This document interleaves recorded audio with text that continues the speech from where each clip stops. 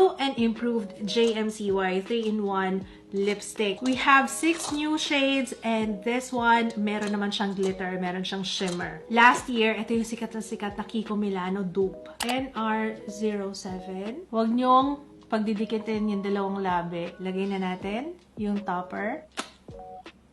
Walang transfer ng color. Next shade is NR08. Ito yung masashare ko na technique sa inyo ha. I-apply niyo muna siya sa buong labi nyo. Tapos wait for 1 minute and then saka nyo i-apply yung gloss. Ito siya on swatch and ito siya on my lips. Next shade, NR09. Pwede mo siyang suotin ng ito lang kung gusto nyo ng matte or i-apply natin tong gloss kung gusto nyo ng glossy. Kitang-kita yung glitters dito, no? Transfer proof test.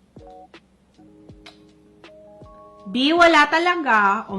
NR10. Ito na yung favorite ko. Lagyan natin siya ng gloss. Sold na sold ako dito. NR10. Ang ganda niya. Gano'n ka-juicy, te, ang gusto mo. Next shade, NR11. Last shade is NR12. Very pang everyday yung mga shades. Walang tapon. NR12 ng matte. Ito yung itsura niya. Let's apply the raincoat. Ang laking tulong ng maliliit na glitters para high shine talaga yung effect niya. Meron siyang Korean Jeju Citrus Reticulata for deep hydration and reduced lip lines. Kaya pala sabi ko parang medyo malambot siya sa labi. So, i-test out natin to buong araw.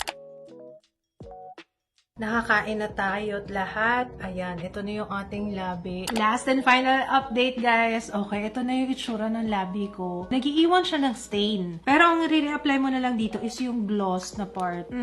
Okay na siya ulit. Pinakasulit na to na lipstick, imagine, 200 plus lang. And the most selling factor para sa akin is ang lambot niya sa labi. This is a yes for me. Ano pang hinihintay nyo? 200 plus lang siya. Check the yellow basket.